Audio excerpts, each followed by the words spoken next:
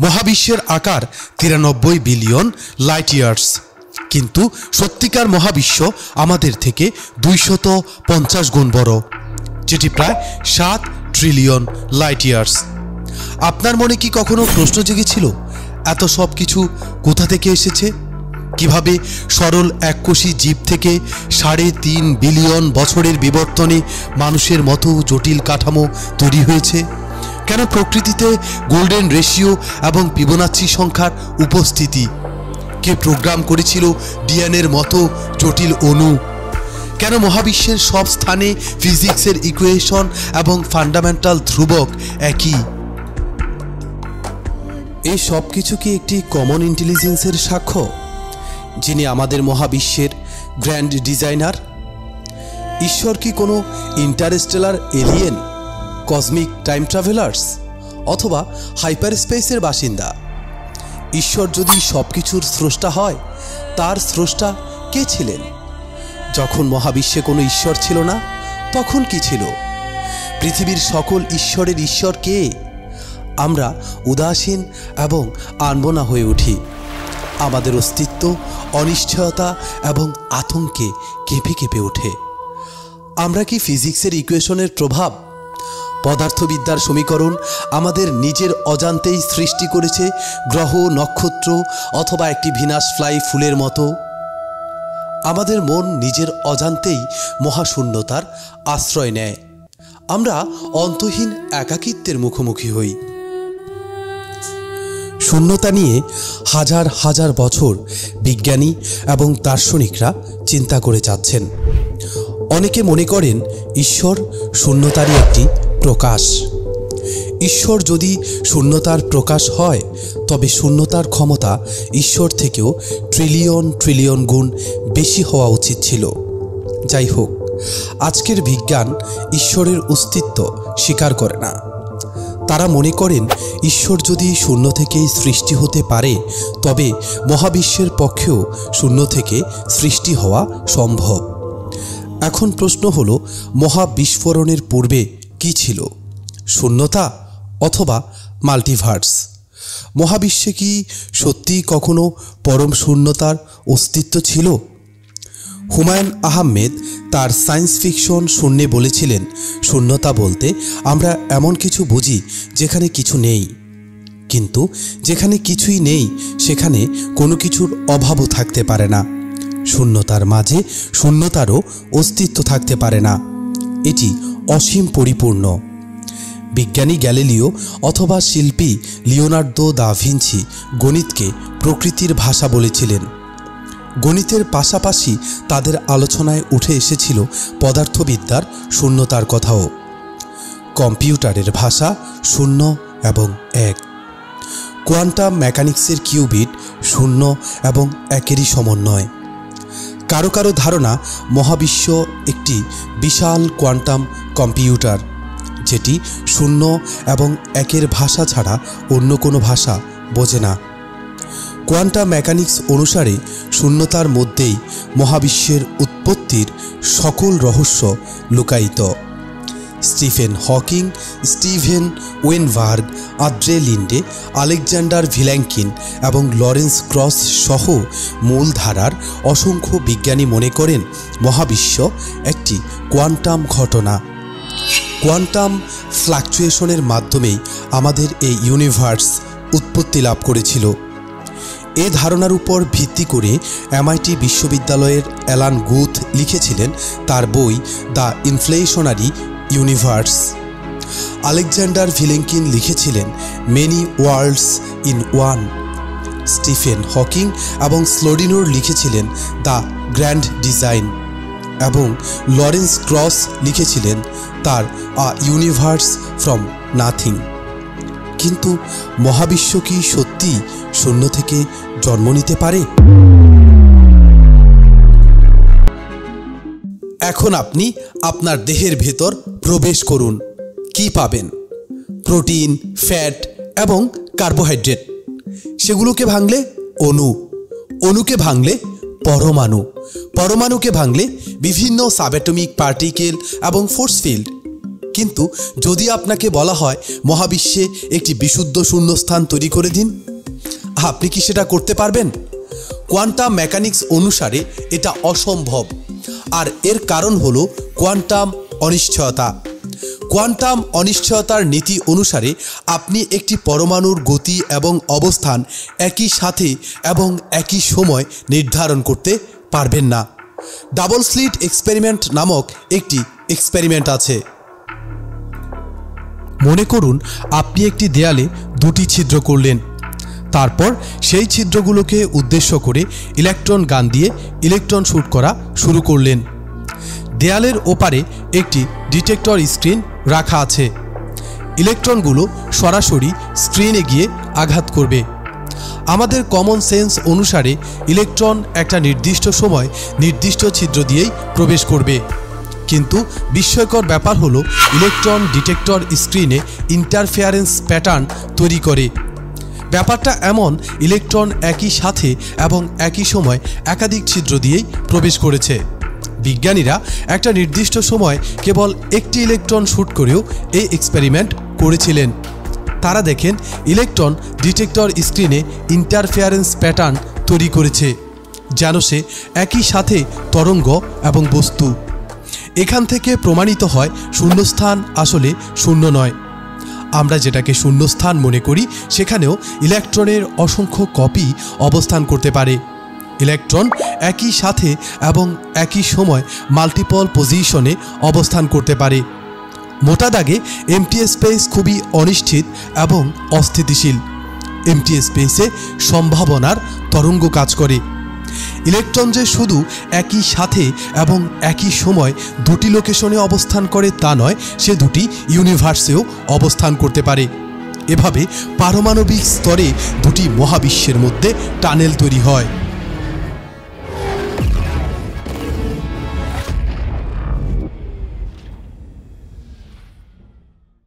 আপনি এখন শূন্যস্থানে দুটি পার্টিকেলের মধ্যে সংঘর্ষ সৃষ্টি করুন। কি দেখতে পাবেন? আপনি দেখতে পাবেন কখনো কখনো এদের সংঘর্ষ থেকে অতিরিক্ত পার্টিকেল এবং অ্যান্টি পার্টিকেল তৈরি হচ্ছে। একটি ম্যাসন কণার কথা চিন্তা করুন। এটি কোয়ার্ক এবং অ্যান্টি কোয়ার্ক দিয়ে তৈরি একটি কণা। আপনি যদি এ দুটি কণাকে পরস্পর আলাদা করেন, আপনি দেখতে পাবেন নাটকীয়ভাবে তাদের মাঝখান থেকে আরও অসংখ্য কণা বেরিয়ে এসেছে। এটা অনেকটা এমন, আপনি দুটি ম্যাগনেটকে আলাদা করার পর তাদের মাঝখান থেকে আরও অসংখ্য ম্যাগনেট বেরিয়ে আসছে। 2020 সালে বিজ্ঞানীরা খুব সরল একটি ল্যাবরেটরি সেটিংসে শক্তিশালী ইলেকট্রোম্যাগনেটিক ফিল্ডের উপস্থিতিতে শূন্য থেকেই পার্টিকেল এবং অ্যান্টিপার্টিকেল সৃষ্টি করে দেখান। এখান থেকে প্রমাণিত হয় মহাবিশ্বের শূন্যস্থান অসম্ভব।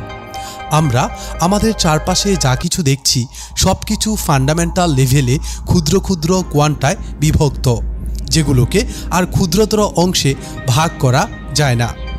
এই সকল মৌলিক কণার মধ্যে আছে কোয়ার্ক, ইলেকট্রন, মিউন, টাউস, নিউট্রিনো এবং তাদের অ্যান্টিম্যাটার প্রতিরূপ এবং প্রোটন, গ্লুয়ন, বোসন এবং হিগস ইত্যাদি।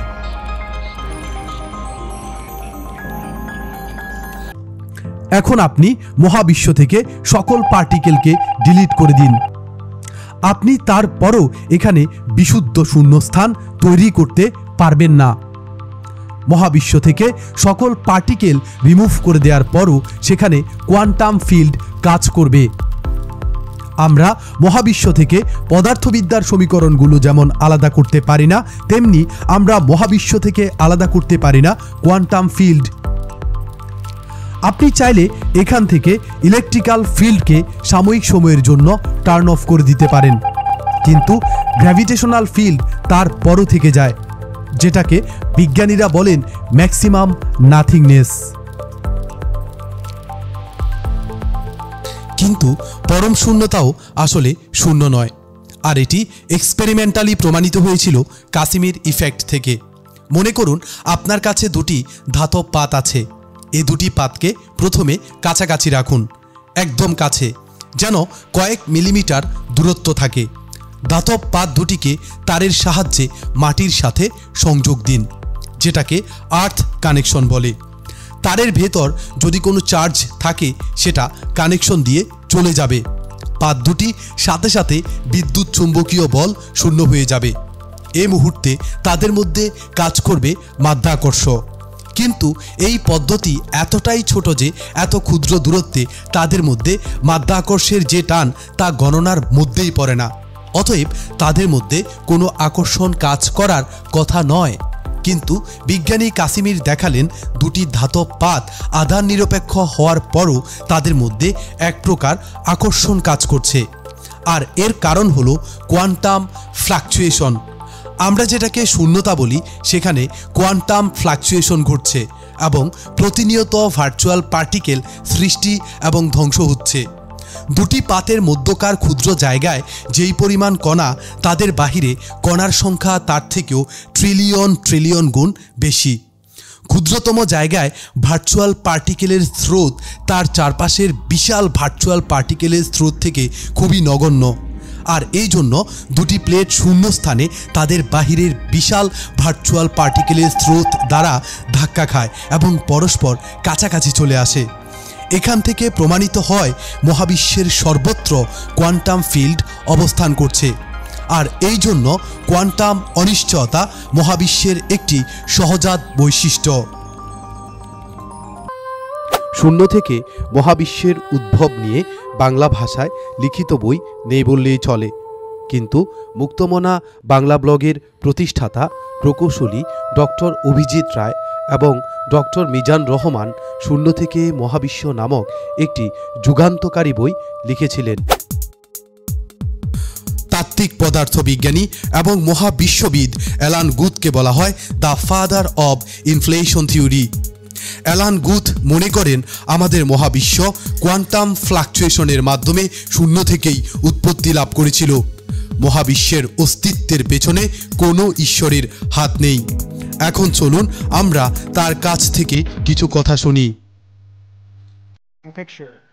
It provides a story that precedes the expansion of the universe, the formation of galaxies, etc., etc. So the way in which inflation explains the Bang is in terms of a very surprising feature of physics, and very surprising to most of us, which is the fact that gravity can actually sometimes act repulsively.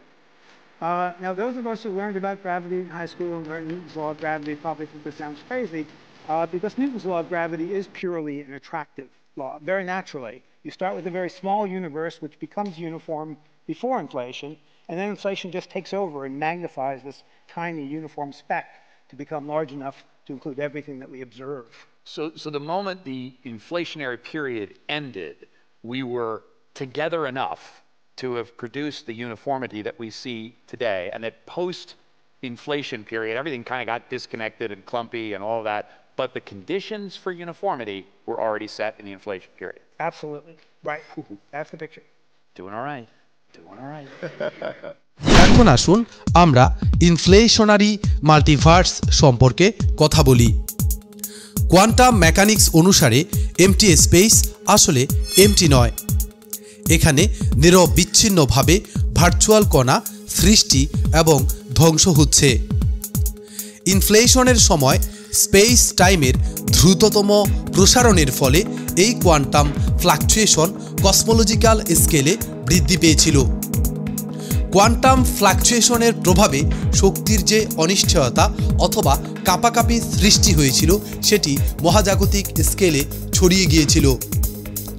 মহাবিস্ফোরণের পর 10⁻36 সেকেন্ডের ভেতরেই space প্রসারিত হয়ে আমাদের দৃশ্যমান মহাবিশ্বের আকার ধারণ করেছিল। ইনফ্লেশন থিওরি অনুসারে কোয়ান্টাম ফ্লাকচুয়েশন এমটি স্পেসে শক্তির যে ওঠানামা তৈরি করেছিল সেটি স্পেস এবং টাইমের এক এক এলাকায় শক্তির ঘনত্ব এক এক রকম করে তোলে। স্পেসের কোনো কোনো এলাকায় ইনফ্লেশন থেমে যায় এবং কোনো কোনো এলাকায় ইনফ্লেশন চলতেই থাকে। এটাকে বলে ইটারনাল ইনফ্লেশন। আর এভাবে ট্রিলিয়ন ট্রিলিয়ন পকেট ইউনিভার্স তৈরি হয়। ইনফ্লেশনারি মাল্টিভার্সের জন্ম ইনফ্লেশন ফিল্ড থেকেই। এক একটি পকেট ইউনিভার্সের ফিজিক্স এবং মহাজাগতিক ধ্রুবক এক এক রকম। ফিজিক্স এবং ফান্ডামেন্টাল কনস্ট্যান্টের এই ভিন্নতা তৈরি হয়েছিল কোয়ান্টাম অনিশ্চয়তার প্রভাবেই। We go to a state of almost infinite density and infinite temperature and infinite violence. Understanding how It took place over there. Where did it take place? Actually, it took place everywhere because the universe itself was extremely small at that time. মিচিও কাকু এবং Lawrence cross সহ মূলধারার অসংখ্য বিজ্ঞানী মনে করছেন শূন্য থেকে মহাবিশ্বের উৎপত্তি সম্ভব। এখন আসুন আমরা শূন্যতাকে সায়েন্টিফিক সেন্স থেকে বুঝি। শূন্য বলতে সাধারণ অর্থে আমরা কি বুঝি? আমরা মনে করি জিরো ইকুয়াল টু নাথিং, কিন্তু আমরা শূন্যকে আরও একভাবে প্রকাশ করতে পারি। Zero equal to 1 plus negative 1, zero equal to 1000 plus negative 1000, zero equal to million plus negative million. এখন আসুন আমরা মহাবিশ্বের উপর এই ইকুয়েশন অ্যাপ্লাই করি। মহাবিশ্বের সামগ্রিক শক্তি শূন্য। মহাবিশ্বের শুরুতে এই শূন্য ক্রমবর্ধমানভাবে দুটি গ্যাজিলিয়ন এনার্জিতে বিভক্ত হয়েছিল, 1 গ্যাজিলিয়ন মেগাওয়াট অব এনার্জি এবং 1 গ্যাজিলিয়ন মেগাওয়াট অব নেগেটিভ এনার্জি। মহাবিশ্বের সামগ্রিক শক্তি এখনও শূন্য, কিন্তু এটি দুটি আলাদা আলাদা সংখ্যায় বিভক্ত হয়েছে মাত্র। পজিটিভ এনার্জি মহাবিশ্বের সকল ম্যাটারকে রিপ্রেজেন্ট করে, যা আপনি দেখতে পান, যেটাকে আমরা আইনস্টাইনের E ইকুয়াল টু mc স্কোয়ারের মাধ্যমে প্রকাশ করতে পারি। এখন প্রশ্ন হলো নেগেটিভ এনার্জি কোনটি? উত্তর গ্র্যাভিটি। আমাদের মহাবিশ্বের সকল পজিটিভ এনার্জি নেগেটিভ এনার্জিকে ক্যান্সেল করে দেয়, আর তাই আমাদের ইউনিভার্স পরিপূর্ণভাবে ফ্ল্যাট। অতএব মহাবিশ্বের সামগ্রিক শক্তি এখনও শূন্য, কিন্তু এটি কেবল কোনো কিছু না থেকে কোনো কিছু সৃষ্টি করেছে। এই প্রসঙ্গে ম্যাট্রিক্স মুভিতে চমৎকার একটি উক্তি ছিল, A harmony of mathematical precision. Holographic theory, M theory, string theory এবং হুইলার ডিউইট থিওরি অনুসারে আমাদের মহাবিশ্ব শূন্য থেকেই উৎপত্তি লাভ করেছে। স্ট্রিং থিওরি অনুসারে মহাবিশ্ব পরমাণুর তৈরি নয়, এটি একমাত্রিক স্ট্রিং দ্বারা তৈরি। স্ট্রিং যখন 11 মাত্রিক স্থানকালে কম্পন করে তখন এটি ভিন্ন ভিন্ন পার্টিকেল, ফোর্স এবং ফিজিক্সের ইকুয়েশন জন্ম দেয়। স্ট্রিং থিওরি অনুসারে হায়ার ডাইমেনশন সম্ভাব্য যত সংখ্যক কনফিগারেশনে ভাঁজ হয়ে আছে, স্ট্রিং এর কম্পনের সম্ভাবনাও তত বেশি। আর এখান থেকে 10 টু দি পাওয়ার 500 কনফিগারেশনের মহাবিশ্ব জন্ম নিতে পারে। আমাদের মহাবিশ্ব 10 টু দি পাওয়ার 500 পকেট মহাবিশ্বের একটি। এটি শূন্য থেকে এসেছে। এটি মাল্টিভার্সের একটি সাধারণ ঘটনা। আমাদের মহাবিশ্ব সৃষ্টির পেছনে কোনো ঈশ্বরের হাত নেই। আর এভাবেই বিশ্বাসীদের ফাইন টিউনিং আর্গুমেন্ট নষ্ট হয়ে যায়, যেটি দাবি করে আমাদের মহাবিশ্বের ফিজিক্স এবং ফান্ডামেন্টাল কনস্ট্যান্ট জীবনের জন্য ফাইন টিউন। হুইলার ডিউইট ইকুয়েশন অনুসারে মহাবিশ্বের কোনো শুরু নেই, কারণ সময়ের কোনো অস্তিত্ব নেই। সময় মহাবিশ্বের মৌলিক বৈশিষ্ট্য নয়, এটি একটি এমার্জেন্ট ফিচার। কল্পনা করুন সমুদ্রের ঢেউয়ের কথা। সমুদ্র স্রোতের দিকে তাকালে আপনার মনে হবে এটি সামনের দিকে চলমান, কিন্তু আপনি সমুদ্রের এক ফোঁটা পানির কথা চিন্তা করুন, আপনি দেখবেন তার ভেতর সহজাত কোনো প্রবাহ নেই, এখানে কেবল পানি উপস্থিত। ঠিক তেমনি এই ইকুয়েশন অনুসারে আমাদের মহাবিশ্বের অতীত, বর্তমান অথবা ভবিষ্যতের কোনো অস্তিত্ব নেই। মহাবিশ্ব সবসময় উপস্থিত।